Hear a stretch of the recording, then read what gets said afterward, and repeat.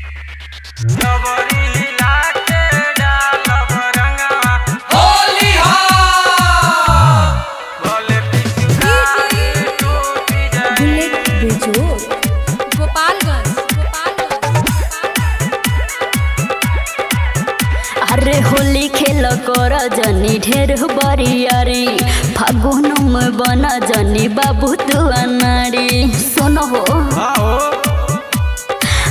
हाँ होली खेल कर जनी ढेर बरियारी फागुन में बना जनी बाबू तू अनाड़ी देखो कोमर में दर्द उठ जाई।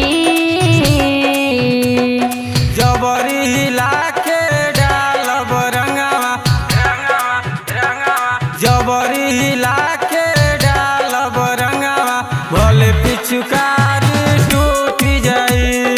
जबरी हिला के डालब रंगवा भोले पिचकारी टूटी जाई। होली हो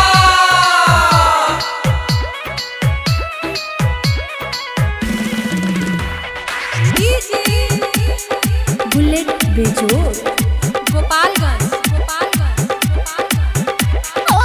तोहरा से डोरा न जोरब हो बिना लसरले ना छोड़ब सच अरे हाँ हो तोहरा से डोरा न जोरब हो बिना लसरले ना छोड़ब। झूठो के तू पड़ल बड़ हमारा तू पीछा मानम नाही हिक भर पुराइबो अपन इच्छा। आज लागो इज्जत लूटे जाई। जबरी हिला के डालब रंगवा जबरी हिला के डालब रंगवा भोले पिचकारी टूटी जाई।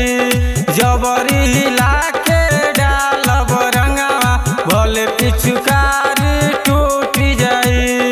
होली हो बुलेट बेजोड़ गोपालगंज।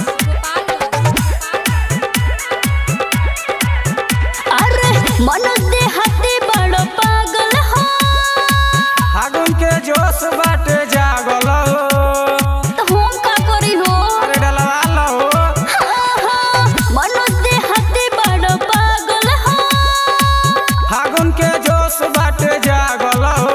अरे बुलेट बेजोड़ सूरज ने जहलीला बरगो सामान तोहर हरा नीला पीला। अरे तोर तोर पसीना छूटी जाई। जबरी हिला के डालब रंगवा जबरी हिला के डालब रंगवा भोले पिचकारी टूटी जाई। जबरी हिला के डालब रंगवा भोले पिचकारी टूटी